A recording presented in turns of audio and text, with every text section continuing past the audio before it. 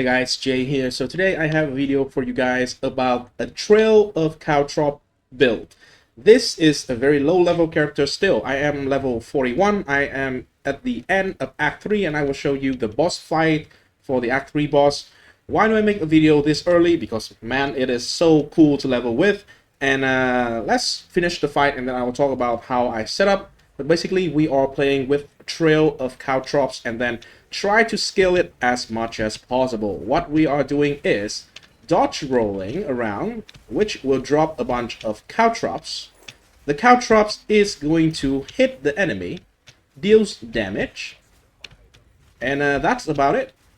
Eventually, my plan is this character is going to use energy shield and evasion because that is like the obvious good way to scale defensive for a character, especially when I am on the left side of the skill tree, right? So it naturally is just the best choice. Okay, let's go ahead and create some Caltrops in the ass of this big thing. This is going to be much better on like big bosses because they are going to get hit by a lot of Caltrops. As you can see, we stacked a bunch of poison,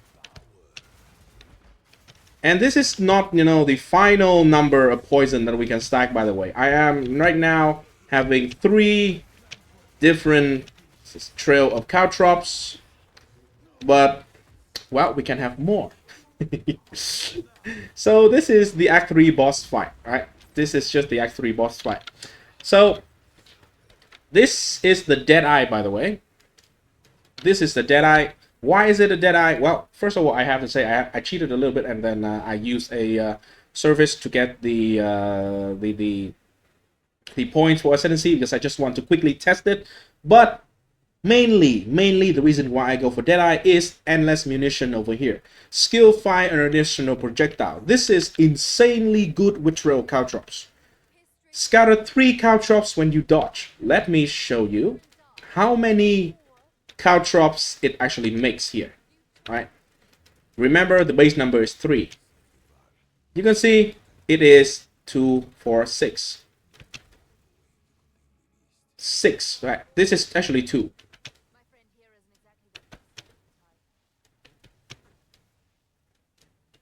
Wait a minute.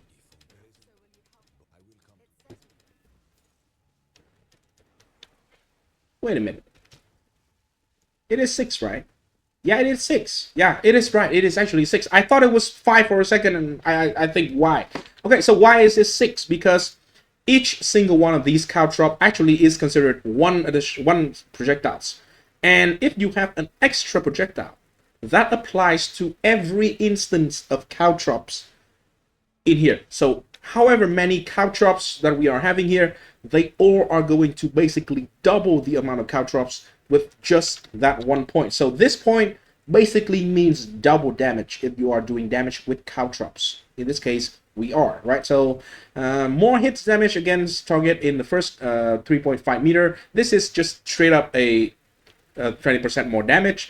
And then other than that, I don't use the charges. I don't have problem with accuracy, and I don't need an additional mark. So that is why I am going for Gathering Wind over here and Wind Work. So extra defense and extra speed.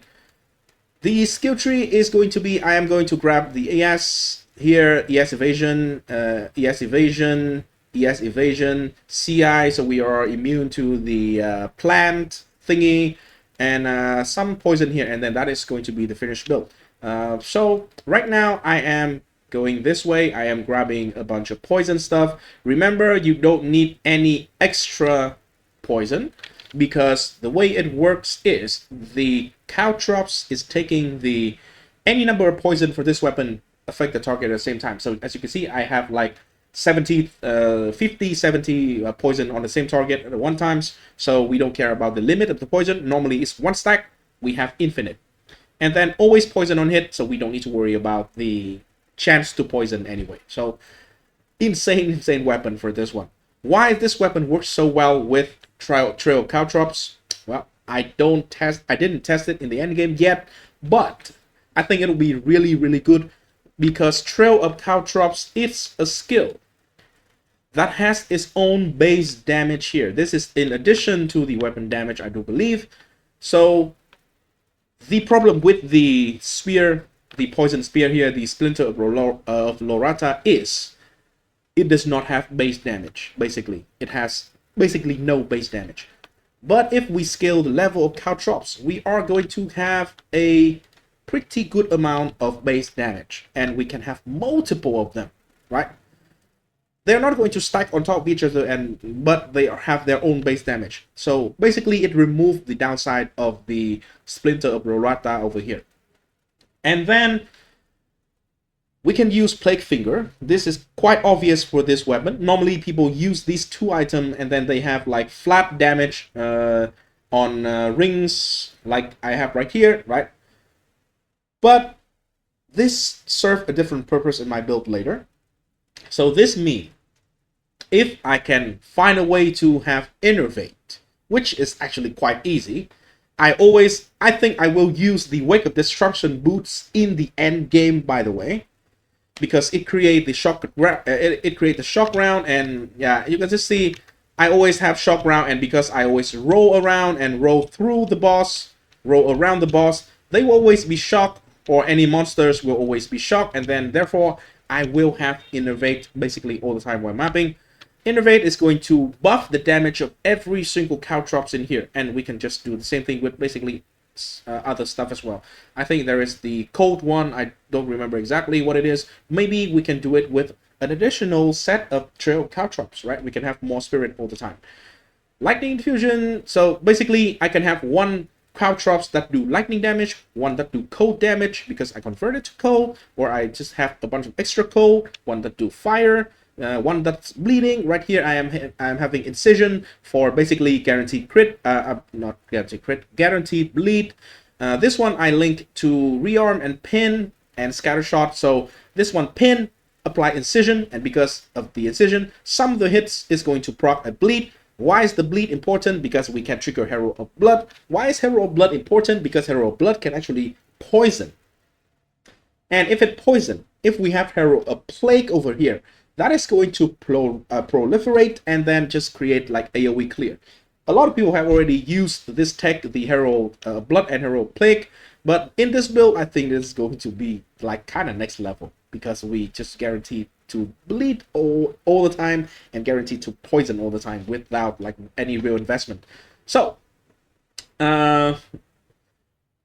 here I even have some different thing I can try out. For example, Bone Shrapnel can help with clear as well, because we are pinning with one trail of Caltrops and then we trigger Bone Shrapnel with another trail of Caltrops. There are like almost infinite possibilities about the things that we can actually play around with multiple set of trail of Caltrops. And according to my calculation, we should be able to get like 10 sets of Caltrops easily, super easily. So we might even run out of like damage support. So anyway, pin, 25% of pinned target maximum life as physical damage. This is the base damage of freaking Bone Shrapnel. And this thing, even though it is a spell, it doesn't benefit from the poison on hit. It doesn't benefit from anything from this weapon, but it can still bleed. It can apply a big bleed.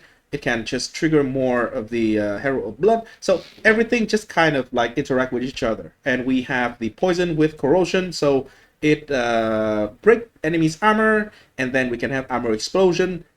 Armor explosion is fire damage. Okay, so we have a lot of different types of damage here. Fire damage, lightning damage, and maybe later cold damage as well. All of them can poison with this gloves. So it doesn't matter what I do with all the trail of Caltrops. It always will contribute into stacking poison, especially on single target. So that is the rough idea, and yeah, right now it's performing very well. From the level that I can actually have trail Caltrops. The only thing that is limiting me from doing more cool shit is just I don't have enough Uncut Spirit Gem. Uncut Spirit Gem low levels is super freaking expensive. Like insanely expensive for some reason. Maybe people don't pick it up, maybe people don't sell it, but it is like one divine per prop. And let me tell you, right now, one divine you can buy like 3 perfect jeweler orbs, the 6-link one.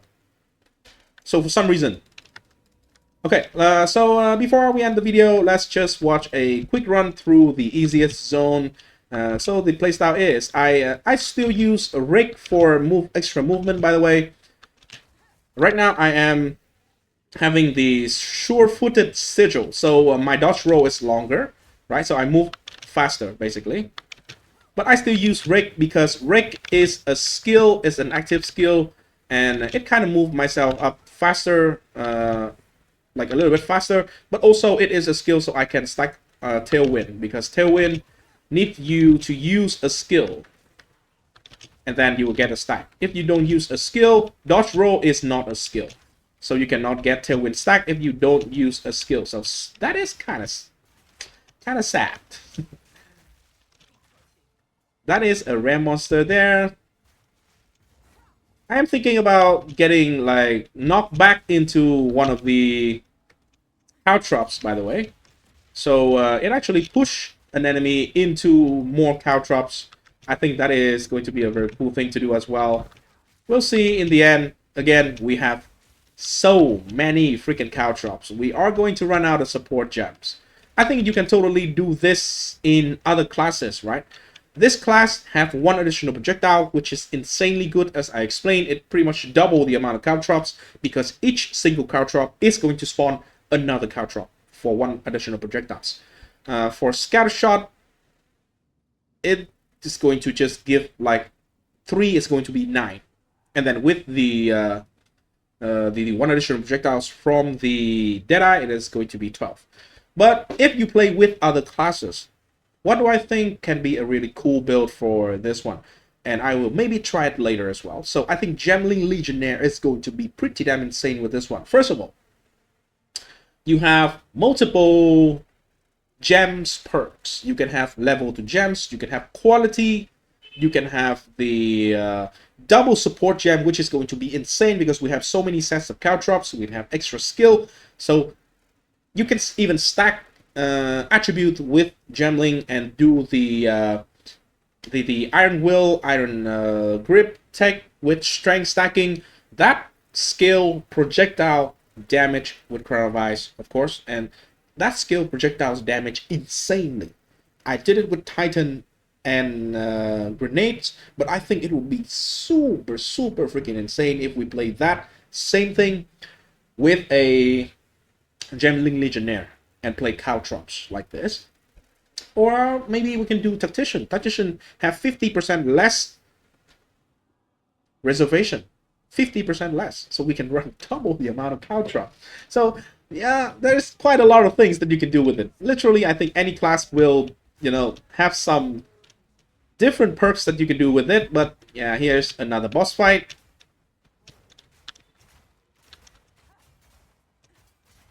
This boss is not that big, so it is taking a little bit longer. Regardless, it is very effortless.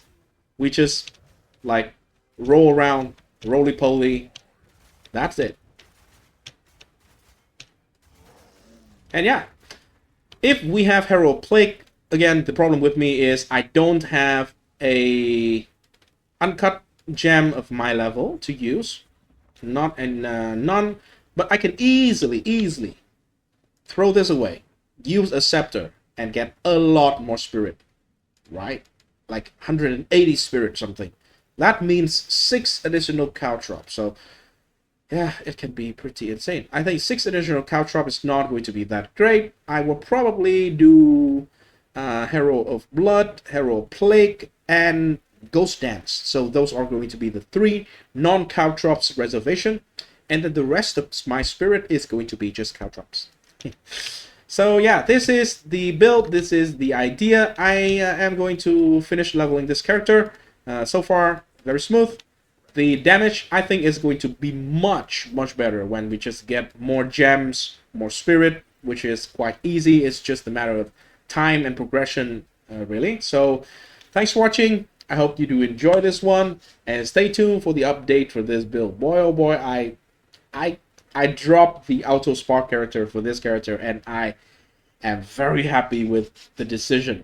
So, Yeah, and of course I will come back to the Auto Spark as well. That is a very cool character. I did not sell anything on that character anyway. So again, thanks for watching. I hope you enjoy, and remember, play the game. Do not let the game play you. Peace.